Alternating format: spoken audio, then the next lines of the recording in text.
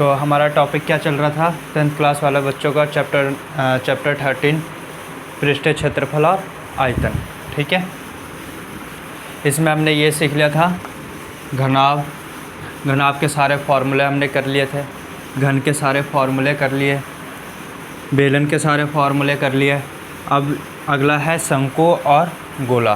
ठीक है ना, तो हम इसके सारे फार्मूले सीखेंगे। इसके बाद ये हमारा सारा का सारा फार्मूला क्या हो जाएगा, कवर हो जाएगा। सारे के सारे हम लोग इस फार्मूले पे एक बार फिर से शुरू से लेकर अंत तक सारे फार्मूला लिखेंगे। ठीक है, तो शंकु, तो चौथा टॉपिक है जो हमारा जो है शंकु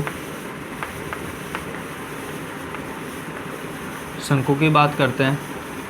ठीक है, तो सभी ने, पहले इसको मैं मिटा दूँ इतने को, ताकि यहाँ पे जगह मिल जाए।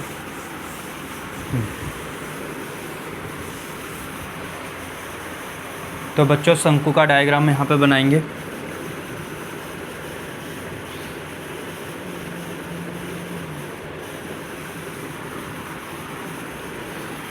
यह आपका शंकु हो गया। देखो शंकु में दो चीज़ें मिला हुआ है। एक तरह से आप देखो तो ये है जो, जैसा आप बर्थडे टोपी देखते हो इस टाइप से, और यहाँ पे नीचे आप एक वृत्त देख रहे हो, इसी को जोड़ करके एक प्रकार का शंकु बन रहा है। ठीक है ना, तो हम इसके बारे में पहले से ही जान चुके हैं। ठीक है, तो इसके बारे में एक बार फिर से मैं रिपीट कर दूंगा और बाकी हम सारे इसके फॉर्मूले सीखेंगे आज। ठीक है बच्चों, तो वृत्त की बात करते हैं यहाँ पे। तो केंद्र, ये क्या होता है, व्यास होता है, सभी को पता है, जिसे हम डी से दर्शाते हैं। और इसी का अगर आधा कर दूं तो ये क्या बन जाता है, रेडियस। क्या बन जाता है, रेडियस। रेडियस क्या होता है, डी का दुगना, सॉरी रेडियस क्या होता है, व्यास का आधा होता है। ठीक है, इसका क्षेत्रफल क्या होता है, तो सभी लोग क्षेत्रफल बताएंगे, सभी को याद होगा। तो वृत्त का क्षेत्रफल अगर मैं इधर लिखता हूँ तो वृत्त का क्षेत्रफल बताओ, वृत्त का क्षेत्रफल क्या होता है, पाई आर स्क्वायर। सभी को पता है ये। परिमाप क्या होता है, का परिधि जो 2 पाई आर। क्लियर है ये। ठीक है, ये देखो सबसे ज़्यादा इम्पोर्टेंट ये और ये और ये। ठीक है ना, इसमें कोई दिक्कत नहीं है किसी को, सभी को वृत्त का क्षेत्रफल आता है, वृत्त की परिधि आता है, वृत्त का परिधि आता है सभी को, और r = d/2। ठीक है बच्चों, ये सभी को क्लियर है। अब शंकु की बात करते हैं। ये जस्ट जो पिछले हमने पढ़ा था ना, उसका रिवीजन करवा रहा हूँ। ठीक है,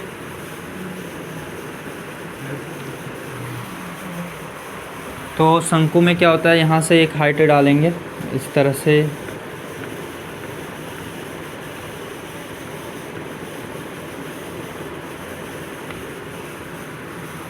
ठीक है। तो यहाँ पे एक समकोण त्रिभुज भी बनता है जिसे हम राइट एंगल कहते हैं, इस टाइप का बन रहा है। ठीक है, तो इसके बारे में भी सीखेंगे। ये आपको नज़र आ रहा है, ये सभी को पता चल रहा है, ये राइट एंगल है 90 डिग्री पे। अगर हम राइट एंगल की बात करते हैं, समकोण की बात करते हैं,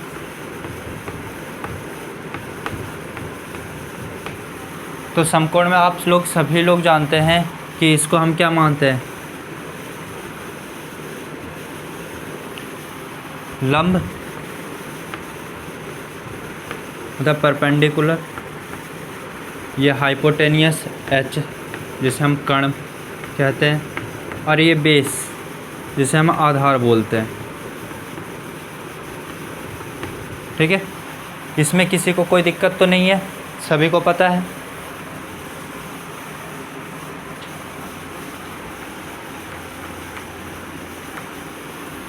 ठीक है बच्चों, तो देखो यहाँ पे क्या है कि ये आपका 90 डिग्री का है, और जो 90 डिग्री का एक एंगल होता है उसको हम क्या बोलते हैं, समकोण बोलते हैं, राइट एंगल बोलते हैं।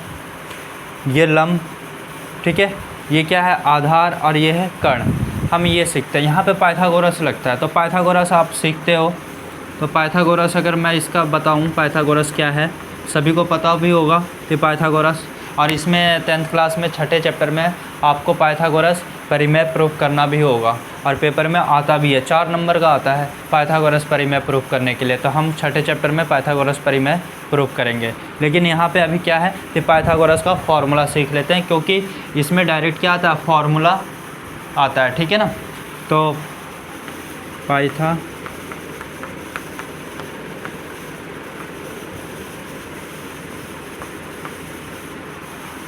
अब देखो पाइथागोरस जो फॉर्मूला होता है, अगर मैं इसको ए, ये बी और ये सी मान लेता हूँ, तो बी कोण 90 डिग्री का है, सभी को पता है। अब देखो पाइथागोरस क्या होता है, तो ए बी मतलब कि ए बी हाइट इधर से ले लेते हैं कर्ण से पहले, तो ए सी का स्क्वायर बराबर इधर से ए बी का स्क्वायर प्लस बी सी का स्क्वायर, सभी को पता है। देखो पाइथागोरस परिमेय जो होता है कि इसका स्क्वायर इन दोनों भुजाओं के स्क्वायर के योग के बराबर होता है। ठीक है ना। कर्ण जो होता है, जो कर्ण होता है क्या होता है, जो ये कर्ण का स्क्वायर जो होता है, इसके अगर हम इसको निकाल रहे हैं, कर्ण का स्क्वायर होता है ये इन दोनों भुजाओं के स्क्वायर के योग के बराबर होता है। ठीक है। अगर मैं हाइपोटेन्यूस की बात करता हूँ तो ये कितना h है। ठीक है। अगर मैं इसको h से प्रेजेंट किया तो ये h का स्क्वायर, और ये कितना हो जाएगा, तो ये हो जाएगा ए बी क्या है, p परपेंडिकुलर, तो इसका p का स्क्वायर, और ये क्या है, आधार बेस, तो b का स्क्वायर। ठीक है। क्लियर है। अगर मैं इसको छोटे में दर्शाता हूँ इस तरह से, h square p square plus b square, ये हमारा क्या है, ये पाइथागोरस परिमेय है। क्लियर है। इसको हम किस तरह से और लिख सकते हैं, तो एक तरीका और है, अगर आप देखते हो लिखने का, तो ये जो स्क्वायर है ना, ये इसके ऊपर रूट चला जाता है, तो h इक्वल टू कितना हो जाता है, root p square plus b square. ठीक है। तो ये जो स्क्वायर आता है ये क्या होता है, इस रूट की वजह से होता है, और रूट का जो वैल्यू होता है, ये रूट की जो वैल्यू होता है 1/2 होता है, हाफ होता है। ये चीज़ें भी ध्यान रखना। तो रूट का कितना वैल्यू होता है, 1/2 हाफ होता है। क्लियर है ये वाला। तो अगर कभी भी किसी के ऊपर से स्क्वायर हटता है तो सामने वाले पे वो रूट चला जाता है। ठीक है। अगर स्क्वायर हटता है तो सामने वाले पे रूट चला जाता है। यहाँ तक किसी को कोई दिक्कत। अब देखो अगर आपको हाइपोटेनियस दे रखा है, परपेंडिकुलर दे रखा है, तो आप बेस निकाल सकते हो। ठीक है। अगर आपके पास हाइपोटेनियस गिवन है, बेस गिवन है, तो आप क्या कर सकते हो, परपेंडिकुलर निकाल सकते हो। ठीक है। अगर आपके पास ये दोनों है, तो आप क्या निकाल सकते हो, हाइपोटेनियस निकाल सकते हो, कर्ण निकाल सकते हो। तो ये आपस में स्क्वायर करके ऐसे प्लस माइनस किया जाता है। अगर मेरे को मतलब p निकालना है, तो p इक्वल टू मैं क्या करूँगा, देखो जो निकालना है उसको वहीं पे रहने दो। जो निकालना है आपको बता देता हूँ, जो निकालना है, जैसे मेरे को p निकालना है तो p को वहीं पे रहने देता हूँ। ठीक है। और इसको इधर ले आता हूँ, तो h का स्क्वायर माइनस का कितना आ जाएगा, b का स्क्वायर, और इसका जो है तो इसको हटा करके तुम इसके ऊपर रूट लगा सकते हो। कोई दिक्कत, सभी को समझ में आ रहा है ना। तो इससे हमें ये निकाल सकते हैं। क्लियर है। तो इसी तरह से आप एक चीज़ दिया हो तो आप मतलब 2 गिवन हो तो तीसरा आप आराम से निकाल सकते हो। क्लियर है ना यहाँ तक। तो देखो ये फार्मूला मैं इसलिए यहाँ पे बता रहा हूँ क्योंकि आपको इसमें आपको काम आने के लिए। ठीक है ना। पहले ही तो जो चीज़ हमें मतलब इसके अंदर का क्या बेस है और क्या क्या चीज़ आना चाहिए वो सारा, जैसे ये है वृत्त है तो वृत्त के बारे में आप लोगों को बता दिया। पाइथागोरस बन रहा था तो पाइथागोरस के बारे में आप लोगों को बता दिया। तो आपको समझना आना चाहिए। ठीक है ना। फिर इसके बाद हम इसके बारे में सीखने वाले हैं सारे के सारे। ठीक है। तो ये पाइथागोरस सभी को समझ में आ गया, किसी को कोई दिक्कत तो नहीं है ना। ठीक है बच्चों। तो इसको मैं यहाँ पे रफ़ करता हूँ, ठीक है ना। अभी लिखूँगा मैं सारा का सारा, तो यहाँ पे इसको मैं रफ़ कर रहा हूँ।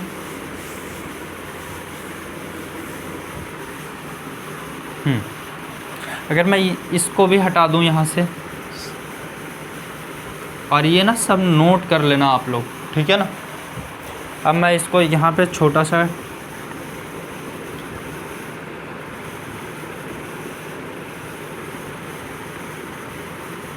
तो ये H, ये L का मतलब तिरके ऊंचाई जो होता है, ठीक है ना। और ये R, किसी को कोई दिक्कत नहीं। अब देखो सभी को पता है, तो अगर हम कभी भी कुछ भी पढ़ रहे होते हैं तो हम उसी के रिस्पेक्ट में हम सारी चीज़ों को मानते हैं। तो यहाँ पे पाइथागोरस, अब इसको क्या मानूंगा, L, जिसे हमें H मान रहे थे, हाइपोटेनियस, तो यहाँ पे क्या हो जाएगा, तिरके ऊंचाई हो जाएगा। समझ में आ रहा है ना सभी को। अब यहाँ पे क्या मान रहे थे हम, B मान रहे थे, लेकिन यहाँ पे क्या है, R है, तो मैं इसी के रिस्पेक्ट में पढ़ूंगा ना। अभी ये है तो यहाँ पे कितना हो जाएगा, R। अब ये क्या है, H, इसको मैं मान रहा था P। अभी पाइथागोरस में आपको बताया था ना कि ये क्या था, P, लेकिन यहाँ पे क्या हम हाइट के हिसाब से पढ़ रहे थे, मैं इसको क्या मानूंगा, H। किसी को कोई दिक्कत तो नहीं है। अगर मेरे को L निकालना है, मतलब कि तिरके ऊंचाई निकालना है, तो तिरके ऊंचाई निकालने के लिए मेरे को क्या करना पड़ेगा, तो L, यहाँ पे देखो L, अभी मैंने क्या बताया था, H का स्क्वायर बताया था, बिल्कुल। तो कितना हो जाएगा, L का स्क्वायर, यहाँ पे क्या है, H, तो यहाँ पे क्या हो जाएगा, H। यहाँ पे मैंने क्या बताया था, P, तो यहाँ पे P का स्क्वायर बताया था, तो यहाँ पे क्या है मेरे पास, H, तो H का स्क्वायर। और यहाँ पे क्या है, B का स्क्वायर, तो यही बताया था आप लोगों को, तो यहाँ पे क्या हो जाएगा, R का स्क्वायर, ठीक है। तो वही सेम बन गया। अब वैसे का वैसे ही आप निकाल सकते हो। देखो अगर ये दिया है, ये दिया तो आप ये निकाल सकते हो, अगर ये दोनों दिया है तो आप ये निकाल सकते हो, पता है ना, ठीक है। और कैसे निकालेंगे वो सारा मैं आप लोगों को जब मैं क्वेश्चन करवाऊँगा ना, तो हर एक चीज़ सिखाता हुआ चलूँगा, ठीक है ना। आप उसकी टेंशन मत लेना कि ये अभी ऐसे ही करवा रहे हैं और पूरा का पूरा वैसा बाकी है। सारा क्वेश्चन के साथ आपको ये सब रिपीट मिलेगा उसमें, तब आपको समझ में आएगा जब रिलेट करूँगा तो उससे के साथ, ठीक है ना। तो ये आपके पास आ गया L square equal to H square plus R square, ठीक है ना। जो कि हमारा क्या है, ये त्रिज्या है, ये क्या है, ऊंचाई है, और एक तिरके ऊंचाई है, ठीक है ना। यहाँ पे दो ऊंचाई आ जाता है, कि जो मतलब तिरछी होता है उसी को हम तिरके ऊंचाई बोलते हैं, ठीक है। अगर मेरे को इसको L निकालना है तो L equal to root H square plus का R स्क्वायर, ठीक है ना। क्लियर है। तो ये फार्मूले यहाँ पे आप ये नोट कर लेना इसका, ठीक है।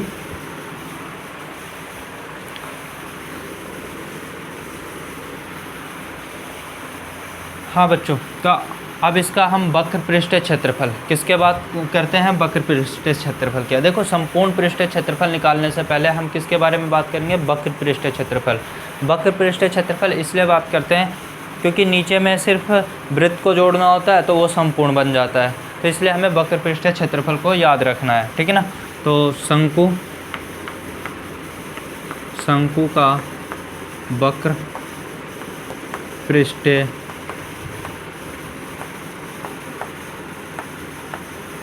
क्षेत्रफल, ठीक है ना।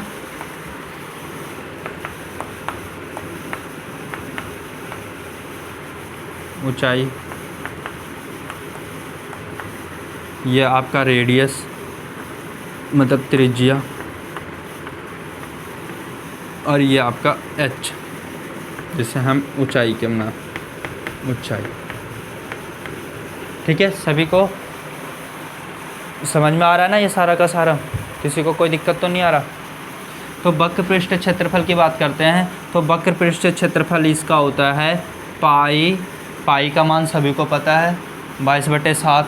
अगर ना दिया हो तो हम वही उठाते हैं, बाकी पॉइंट में 3.14 रहता है, ठीक है ना। तो पाई आर एल क्या होता है, पाई आर एल। तो देखो कभी भी शंकु का अगर हम वक्र पृष्ठीय क्षेत्रफल की बात करते हैं, तो एग्जाम्पल से अगर मैं आप लोगों को बताना चाह रहा हूँ, तो देखो अगर मैं इसको मोड़ूँ, एक शंकु बना दूँ,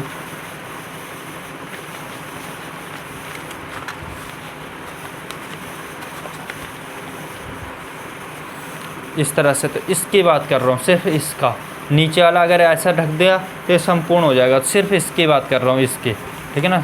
ये जो है ना, ये इसी को वक्र पृष्ठ क्षेत्रफल। तो देखो इसमें तिरके है और यहाँ से r लेंगे तो पाई r l, तो क्या बन जाएगा हमारे पास, तो शंकु का वक्र पृष्ठ क्षेत्रफल पाई r l। इसके बाद हम सीख रहे हैं शंकु का संपूर्ण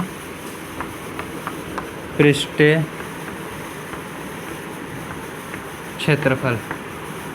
तो शंकु का संपूर्ण पृष्ठीय क्षेत्रफल क्या होता है, तो देखो वक्र में ही क्या करना है, वक्र पृष्ठीय क्षेत्रफल पाई r l में आपको क्या जोड़ना है, इसके नीचे क्या लगाओगे, एक वृत्त तो लगाओगे। अब वृत्त लगाओगे तो वृत्त का क्षेत्रफल क्या आता है, पाई r स्क्वायर। समझ में आ रहा है। और जैसे ही ये आपके सामने आ गया तो मैंने आपको क्या बताया था, कॉमन लेना। जैसे आपके सामने ऐसा चीज़ आ जाता है तो उसमें देखो, ढूंढो कि उसमें कॉमन क्या है। तो इसमें कॉमन क्या है, पाई, पाई, तो पाई को बाहर निकालो, निकाल लिया। फिर इसके बाद क्या है, आर है, लेकिन यहाँ पे आर स्क्वायर है। तो आप लोगों को बताया था तो आर स्क्वायर रहे और आर रहे तो आपको सिर्फ आर निकालना है, आर स्क्वायर नहीं निकालना। आर स्क्वायर निकालोगे तो यहाँ पे निकाल पाओगे नहीं ना, इसीलिए तो ये आर आ जाएगा। तो यहाँ पे क्या आ जाएगा, फिर अंदर एल प्लस आर बच जाएगा। तो आपका क्या हो जाता है, शंकु का संपूर्ण पृष्ठीय क्षेत्रफल क्या बनेगा, पाई आर ब्रैकेट में एल प्लस आर। सभी को समझ में आ रहा है ये फार्मूला, किसी को कोई दिक्कत तो नहीं है, ठीक है।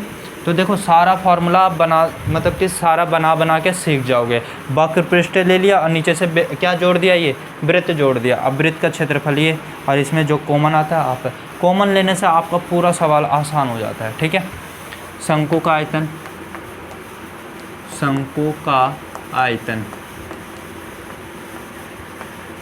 शंकु का आयतन की बात करते हैं तो सभी को पता है। देखो शंकु का आयतन की बात कर रहे हैं हम, तो 1/3 1/3 मतलब 1/3 पाई r स्क्वायर h।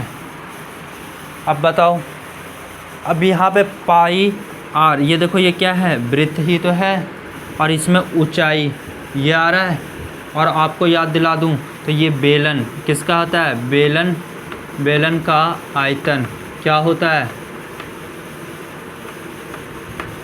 सिखाया था आप लोगों को, पाई क्या होता है, पाई r स्क्वायर h। इसी का 1/3 मतलब कि 1/3 ही क्या होता है, शंकु का आयतन होता है। समझ में आ रहा है। तो जो ये वाला पार्ट होता है, ये वाला, वो बेलन का 1/3 भाग होता है। समझ में आ रहा है। ये चीज़ें बहुत डिटेल में आप लोगों को बता रहा हूँ कि ये जो होता है, ये वाला पार्ट, ये बेलन का क्या होता है, 1/3। अगर बेलन 3 है, अगर मैं बेलन 3 है तो उसमें से एक भाग क्या बनेगा, शंकु, ठीक है। कंफ्यूज बिल्कुल भी मत होना, यहाँ पे कंफ्यूजन अपने दिमाग में बिल्कुल भी रखना मत। समझ में आ रहा है।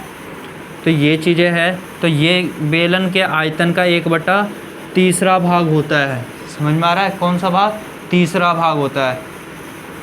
तो ये आपके पास 1/3 पाई r स्क्वायर h आता है। जैसा आपके पास बेलन है, यहाँ पे आपको एक बार समझा दूँ। देखो ये बेलन है, इसका आयतन मैंने आप लोगों को क्या बताया था, इसका आयतन आप लोगों को बताया था पाई r स्क्वायर h। ये पूरा है, लेकिन अगर मैं इसमें से एक शंकु काट लूँगा इस टाइप से, इस टाइप से, तो देखो इतना भाग तो ये बचा हुआ है ना, इतना भाग बचा हुआ है, ये शंकु निकल गया। तो शंकु क्या है, बेलन का 1/3 भाग होता है। समझ में आ रहा। और बचा हुआ भाग कितना हो गया, बचा हुआ भाग कितना हो गया, अगर 1/3 मतलब 3 में से अगर मैं एक पार्ट निकाल लेता हूँ तो बचा हुआ पार्ट क्या हो गया, क्या 2/3 पाई r स्क्वायर h। तो शंकु मतलब बेलन के अंदर कितना पार्ट बच गया, तो 2/3 पाई r स्क्वायर h। देखो जब ये सवाल बनाओगे ना तो उसमें एक ऐसा क्वेश्चन है, आपको समझ में आ जाएगा उस टाइम पे। लेकिन अभी बस इस पे ध्यान दो। तो ये आपका क्या होता है, ये बेलन के आयतन का कितना होता है, 1/3 भाग होता है। क्लियर है। तो यहाँ तक रफ कर दूँ मैं। देखो ये सारे ना आप अपने कॉपी में नोट बनाते हुए चलना, कि कैसे कैसे बन रहा है और कैसे कैसे, ठीक है ना। उसी के हिसाब से आपको रिपीट करना है और आप मतलब कि आपको कोई फार्मूला में दिक्कत नहीं होगा इस चैप्टर में। तो इसको रफ कर दूं, शंकु में इतना ही था, ठीक है। उसके बाद हम अगला गोला पढ़ रहे हैं, इसको मैं इतना रफ कर देता हूँ, क्लियर है ना। गोले का संपूर्ण पृष्ठीय क्षेत्रफल, गोले का संपूर्ण पृष्ठीय क्षेत्रफल। देखो गोले का संपूर्ण पृष्ठीय क्षेत्रफल से पहले आप इस गोले के बारे में समझो। गोला देखो 3 डायमेंशन लग रहा है आप लोगों को, और देखो ये आर एक रेडियस जो है ये और ये और ये और ये सारे के सारे क्या होते हैं, इक्वल होते हैं, बराबर होते हैं, ठीक है ना, सभी को पता है। अब देखो गोले का संपूर्ण पृष्ठीय क्षेत्रफल, और गोले का संपूर्ण पृष्ठीय क्षेत्रफल हमारे पास होता है 4 पाई आर स्क्वायर। क्या होता है, 4 पाई आर स्क्वायर होता है। अब देखो ये क्या है,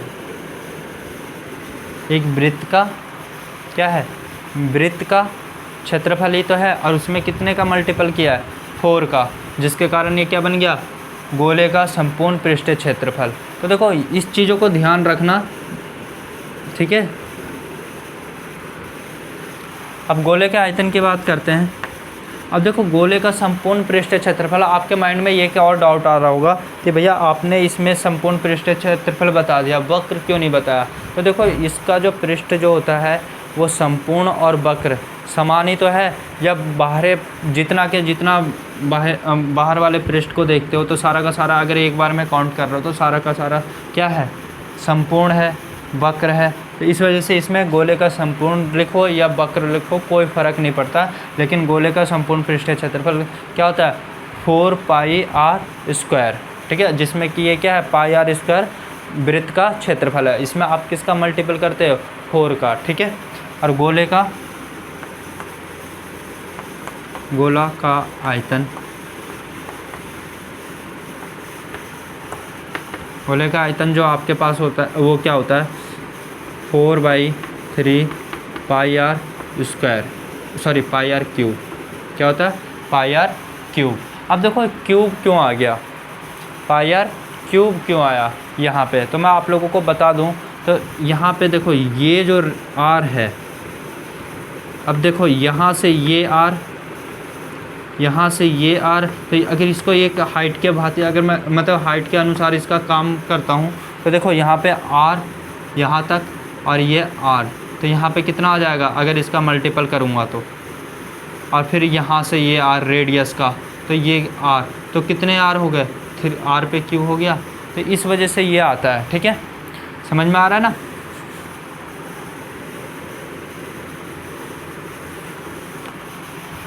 तो 4/3 पाई आर क्यूब, ये आपका आ गया गोले का संपूर्ण पृष्ठीय क्षेत्रफल और गोले का आयतन आपके पास। अब मैं खोखले गोले की बात करता हूँ। अर्धगोला जो होता है, तो अर्धगोला यहाँ पे बता दूँ,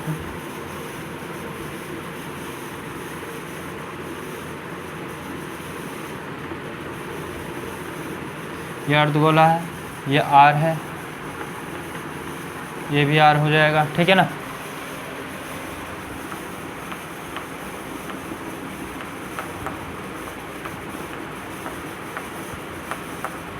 अर्धगोला, तो अर्धगोले का अब यहाँ पे वक्र भी आएगा, संपूर्ण भी आएगा, ठीक है ना। तो ये चीज़ ध्यान रखना, क्यों, क्योंकि नीचे से ये कटा हुआ रहेगा, ऊपर से आपका क्या रहेगा, ये वृत्त रहेगा, ठीक है ना, इस वजह से। तो गोले का वक्र पृष्ठीय क्षेत्रफल, तो गोले का वक्र पृष्ठीय क्षेत्रफल, संपूर्ण पृष्ठीय क्षेत्रफल क्या है, 4 पाई आर स्क्वायर, इसी को आधा कर दो तो क्या हो जाएगा, 2 पाई आर स्क्वायर। क्या बन गया, गोले का वक्र, अर्धगोले का वक्र पृष्ठीय क्षेत्रफल। क्लियर है। इसी का क्या किया हमने, इसका आधा किया, तो ये यहाँ से भी आधा हो गया। अगर अर्धगोले का संपूर्ण पृष्ठीय क्षेत्रफल लिखता हूँ, क्या लिखता हूँ, संपूर्ण पृष्ठीय क्षेत्रफल, तो यहाँ पे क्या लिखूँगा, वक्र पृष्ठीय क्षेत्रफल 2 पाई आर स्क्वायर, प्लस में क्या लिखूँगा, एक वृत्त का क्षेत्रफल पाई आर स्क्वायर। अब मेरे को बताओ, तो ये 2 है और पाई आर स्क्वायर है, बिल्कुल सेम हो रहा है। लेकिन यहाँ पे तो कुछ है ही नहीं नंबर, लेकिन जहाँ कुछ नहीं होता वहाँ पे क्या होता है, 1 होता है ना। तो अब मेरे को बताओ, अब जोड़ो तो कितना हो जाएगा, 3 पाई आर स्क्वायर। क्या हो जाएगा, 3 पाई आर स्क्वायर। और यही आपका क्या बन जाता है, अर्धगोले का संपूर्ण पृष्ठीय क्षेत्रफल। तो अर्धगोले का संपूर्ण पृष्ठीय क्षेत्रफल 3 पाई आर स्क्वायर। क्लियर है बच्चों? किसी को कोई दिक्कत तो नहीं आ रहा फार्मूला समझने में? सभी को अच्छे से समझ में आ रहा है ना फार्मूला? ठीक है। अगर मैं इसका आयतन की बात करता हूँ, का आयतन, तो आयतन क्या होता है, इसका आयतन क्या था, इसको 2 से डिवाइड दे दोगे तो आपके पास क्या हो जाएगा, 2/3 पाई आर क्यूब। क्या रह जाएगा, 2/3 पाई आर क्यूब। क्यों, ये ऐसा क्यों रहेगा, क्योंकि ये थोड़ी डिवाइड है। अगर मैं इसको 2 से डिवाइड करूँगा, ठीक है ना, तो अगर 2 से डिवाइड करूँगा तो ये मेरे पास कट करके क्या आ जाएगा, 2/3 मतलब 2/3 पाई आर क्यूब। अब देखो मैं यहाँ पे आप लोगों को डिवाइड सिखा रहा हूँ, ठीक है बच्चों, यहाँ पे डिवाइड सीखना पहले। तो 4/3, यहाँ पे भी बहुत बच्चों को डिवाइड नहीं आता, ये 2 डिवाइड देना था। अगर आपको समझ में आता है कि जब इसके नीचे कुछ नहीं होता तो हम क्या लगाते हैं, 1, तो इस तरह से आ गया, ठीक है। और इस तरह से आ गया तो इसको डिवाइड कैसे सॉल्व करते हैं, तो 4/3 मल्टीपल, ये नीचे वाला कहाँ चला जाता है, ऊपर, क्योंकि ये डिवाइड का साइन एक तरह से काम करता है ना, इसी वजह से। तो ये नीचे वाला कहाँ चला जाएगा, ऊपर, तो 1 कहाँ चला जाता है, ऊपर, और 2 कहाँ रहेगा, ऐसे, तो नीचे ही रह जाएगा। अब 2 1 जा 2, 2 2 जा 4, तो ये आ गया ना। तो देखो इसका मल्टीपल करूँगा तो 2 1 जा 2 और 3 1 जा 3, तो आ गया 2/3। अब समझ में आ गया। तो ये मैंने कहाँ से लिखा है, ये 2/3, इसको मैंने 2 से डिवाइड किया तो कैसे लिखा है इसको, ये यहाँ से लिखा जाता है, ठीक है ना। तो ये ऐसे कट के आता है। क्लियर है? तो ये सभी को समझ में आ रहा है। ऐसा डिवाइड अगर कभी आप लोगों को आ जाए तो आप घबराना मत, नीचे 1 लिख देना, उसको फिर पलट देना, और पलट के जो कटने वाला है उसको काट देना, और फिर जो भी बचेगा वही आपका क्या हो जाएगा, आंसर। ये आपने 7th क्लास में सीखा होगा, 7वें चैप्टर में, ठीक है ना, जो जहाँ पे भिन्न है, भिन्न का चैप्टर है वहाँ पे, ठीक है ना। तो आप उसमें सीखा होगा फ्रैक्शन। तो अर्धगोले का आयतन 2/3 पाई आर क्यूब। अब मैं इसका बताने जा रहा हूँ खोखले अर्धगोला। अब मैं यहाँ पे इसको रफ कर रहा हूँ, सभी लोग अपना मतलब सभी लोग इसको कॉपी में नोट कर लेंगे, किसी को कोई दिक्कत नहीं होनी चाहिए। मेरे हिसाब से आप लोगों को ये फार्मूले अच्छे से क्लियर हो रहे होंगे, ठीक है। क्योंकि फार्मूला इस चैप्टर में ना फार्मूले इतने हैं कि आपको फार्मूला ही दिक्कत करता है, और आप 9th क्लास में रटते हो, 8th क्लास में रटते हो, याद नहीं होता, तो वो नहीं होने चाहिए। आपको फार्मूले आने चाहिए। आप 10th क्लास में हो, आपको सारे फार्मूले अच्छे से आने चाहिए। इसको मैं रफ कर रहा हूँ, अर्धगोला, खोखले अर्धगोला।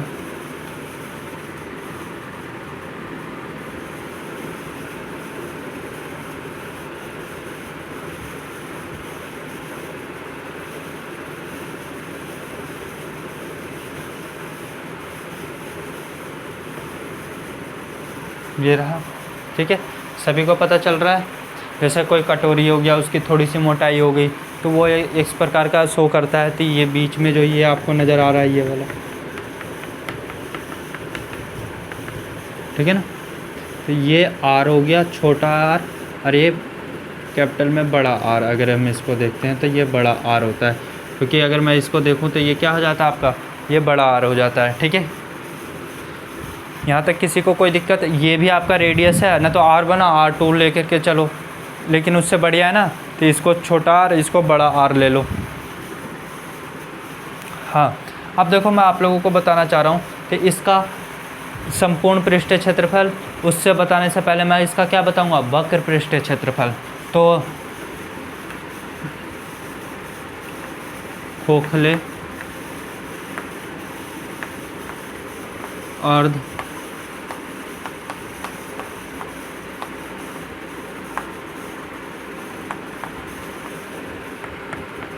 वक्र पृष्ठीय क्षेत्रफल, वक्र पृष्ठीय क्षेत्रफल। ठीक है बच्चों। अब देखो वक्र मतलब कर्व होता है। अब देखो कर्व आपको यही तो नज़र आ रहा है ना, ये वाला, और एक अंदर भी आ रहा होगा। पूरा नहीं लेना, पूरा नहीं लेना, ठीक है ना। इस वाले पार्ट को नहीं कवर करना, इस वाले पार्ट को। तो आपको सिर्फ ये वाला वृत्त और ये वाला गोला आपको कर्व नज़र आ रहा है, और एक ये वाला, ठीक है ना, इन दोनों को लेना है। तो इन दोनों का वक्र पृष्ठ है, तो ये अर्धगोला ही तो देखो, ये अंदर का और ये बाहर का, और ये गोला ही तो है एक प्रकार का। तो जब ये गोला है तो गोले का ही तो लगेगा, अर्धगोले का। तो अर्धगोले का क्षेत्रफल क्या हो जाएगा? तो देखो इसमें सबसे बड़ा वाला का, इसका जो मैंने अभी आप लोगों को बताया है यहाँ पे, तो ये क्या हो जाएगा? Pi r square, 2 pi r square, और इसका क्या होगा? 2 पाई आर स्क्वायर। ठीक है, तो इन दोनों को लिख लूँ मैं और दोनों को जोड़ लूँ, तो यहाँ पे आपका क्या हो जाएगा? 2 pi r square plus 2 pi r square.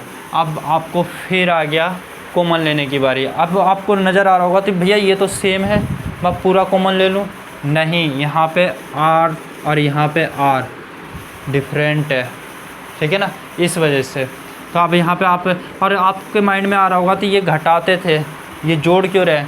क्योंकि हम ये पृष्ठीय क्षेत्रफल निकाल रहे हैं, ना कि इसका आयतन निकाल रहे हैं, इस वजह से। अगर आयतन निकालते तो इसके आयतन में से बड़े में से छोटे वाले को घटा देते, लेकिन यहाँ पे पृष्ठीय क्षेत्रफल निकाल रहे हैं, इस वजह से इसको हम जोड़ रहे हैं। तो अब आपको कॉमन क्या लेना है, आप ही बताओ।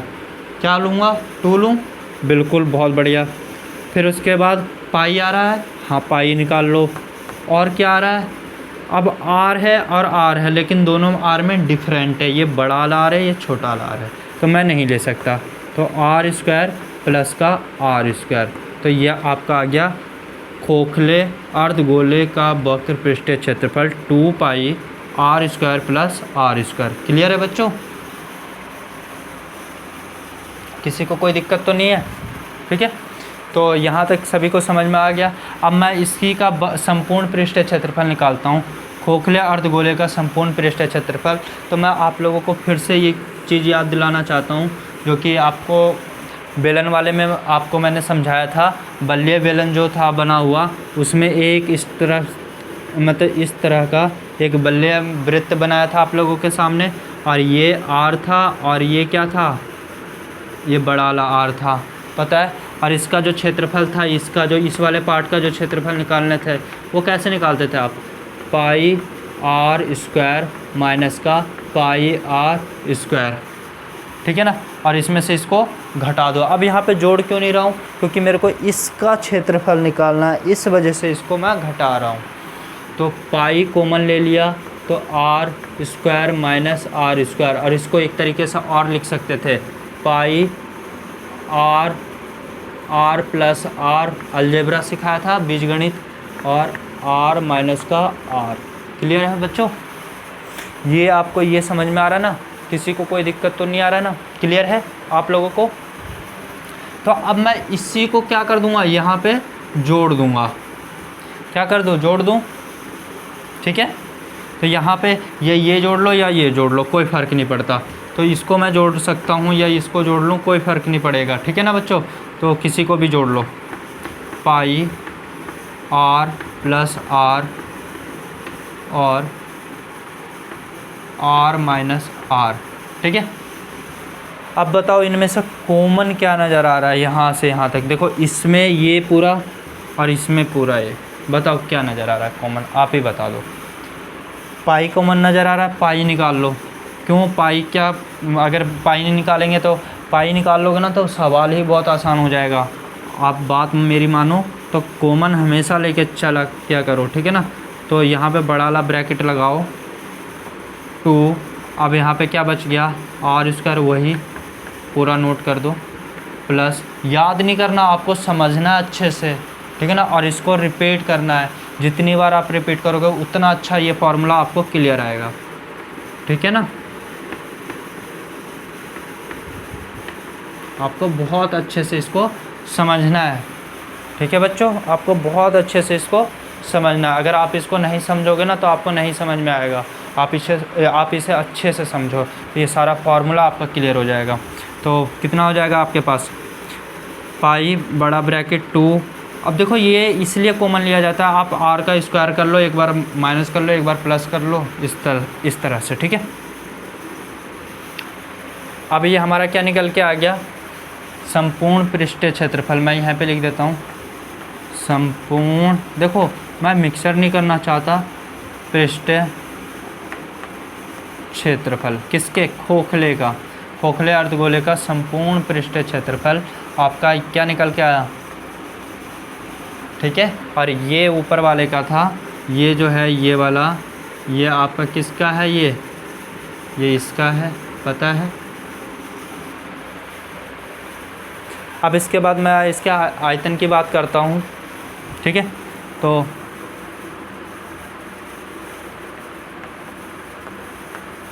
और आयतन क्या होता है, अब इसको मैं रफ कर दूँ तो अर्धगोले का आयतन बताओ आप लोग। गोले का आयतन क्या लिखवाया था, 4/3 पाई आर क्यू, यही आयतन लिखवाया था, 4/3 पाई आर क्यू। और पाई आर क्यूब इसमें तो, लेकिन एक बड़ा आर है एक छोटा आर है, तो देखो ये बड़ा आर और एक वैसे ही हो जाएगा 4/3 पाई आर क्यूब, ये छोटा आर। अब बड़े में से छोटा घटाऊंगा तभी तो ये बीच वाला सिर्फ बचेगा, ये तो खोखला है, इसका तो कोई मतलब ही नहीं है, ठीक है ना। तो इसमें मैं क्या करूँगा, 4/3 pi r cube minus 4/3 pi r क्या हो जाएगा, क्यूब। कॉमन बताओ आप ही, बहुत बढ़िया, क्या आएगा 4/3, तो 4/3 मतलब कि 4/3 कॉमन लिया, पाई भी कॉमन ले लिया, बहुत बढ़िया बहुत बढ़िया। तो आर पे क्यूब माइनस आर पे क्यूब। अब आपको एक चीज़ और बता दूं, तो ये क्या है, एक अलजेब्रा है, और अलजेब्रा कौन सा है आपको पता होगा, कौन सा है, ये 9th क्लास में आपने सीखा है, ए पे क्यूब माइनस बी पे क्यूब। और क्या होता है, कौन बताएगा, बताओ बताओ क्या होता है। तो इसका जो होता है, देखो अगर कभी भी ऐसा दिया रहता है तो इसमें से स्क्वायर निकाल लो, एक एक निकाल लो, ए माइनस का बी निकाल लिया, क्लियर है। अब मेरे को बताओ क्या बचा होगा, जब एक एक बाहर निकाल लिया तो स्क्वायर बचा होगा, ठीक है। और यहाँ पे लिख लो स्क्वायर। अब ये माइनस का है तो बीच में प्लस डाल करके ए बी लिख लो, तो ये आपका फार्मूला। तो आप इसको इस तरह से भी लिख सकते हो कि 4/3 पाई कितना हो जाएगा,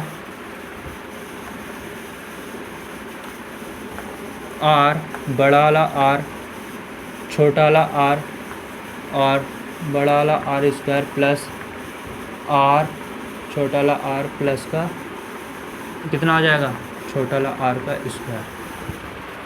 तो इस तरह से इसका आयतन निकल के आ जाएगा। तो कहोगे तो इतना लंबा फार्मूला हम लिखेंगे पेपर में, नहीं बिल्कुल भी नहीं। आप यहाँ पे पहुँचो, इसमें से कॉमन लो, ये लिखते ही देखो ये सारी कैलकुलेशन आप इसी में सॉल्व कर रहे हो, सारे के सारे कैलकुलेशन आप क्या कर रहे हो, आप इसी में सॉल्व कर रहे हो, फार्मूले ही में ही कैलकुलेशन कर रहे हो तुम।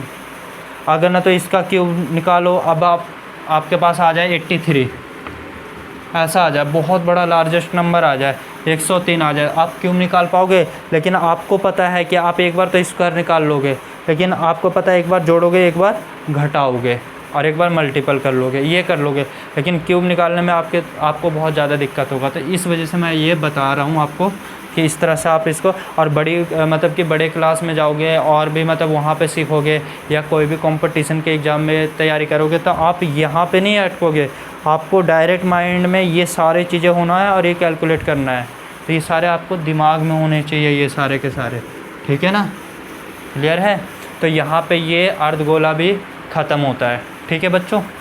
अब इसके बाद आपका रह गया छिन्नक, ठीक है, छिन्नक रह गया। अब छिन्नक को समझाना आप लोगों को, छिन्नक के बारे में अगर हम अच्छे से बात करेंगे अगली वीडियो में, और आप लोगों को मतलब कि देखो छिन्नक भी इतना हार्ड टॉपिक नहीं है जितना कि बच्चे उसको सोचते हैं छिन्नक है छिन्नक है। अरे बाल्टी आपने देखी है ना, आपने बाल्टी देखा है, इस टाइप से शंकु को मतलब आधे से काट दो, बाल्टी आकार का बन जाता है, ठीक है ना, वो उस टाइप का आपने बाल्टी देखा है, तो वही आपका एक प्रकार का छिन्नक है। क्लियर है? तो मैं आप लोगों को बता दूँ कि जितने भी ये फॉर्मूले हैं ये अपनी कॉपी में नोट करें और अच्छे से पढ़ें, ताकि आने वाला कभी भी इन फार्मूले में कोई भी दिक्कत ना हो। क्योंकि आज भी इन फार्मूले में इतना बच्चों को दिक्कत होता है, उनको फार्मूला ही याद नहीं होता बच्चों को। तो आप लोगों को अच्छे से समझाया हूँ फार्मूले। आई होप कि आप लोग भी अच्छे से समझे होंगे। क्लियर है बच्चों? तो इसको नोट करेंगे। अब बच गया आपका छिन्नक, और छिन्नक ख़त्म करवाते ही, मतलब कि ज़्यादा नहीं है, 10 से 15 मिनट का टॉपिक है। फिर उसके बाद आपका सवाल शुरू करवाऊँगा और इसका एक्सरसाइज शुरू करेंगे 13.1। ठीक है, पहला एक्सरसाइज शुरू करेंगे और पहला क्वेश्चन बनाएंगे। ठीक है, पहला क्वेश्चन मैं बनाऊंगा, बाकी सारे क्वेश्चन आपको बनाने हैं। कैसे बनाना है वो सारा तरीका मैं बताऊंगा कि किस किस तरह से, लेकिन पहला क्वेश्चन मैं आपको यहाँ पे करवाऊंगा। ठीक है ना? आपके सारे नेक्स्ट क्वेश्चन, मतलब आपको सारे क्वेश्चन करने हैं। तो आज के लिए मैं इतना ही छोड़ता हूँ। ठीक है, अगले क्लास में आपका छिन्नक समझा दूँगा, पूरा का पूरा फॉर्मूला, आप उसमें कोई दिक्कत नहीं होगा। ठीक है बच्चों?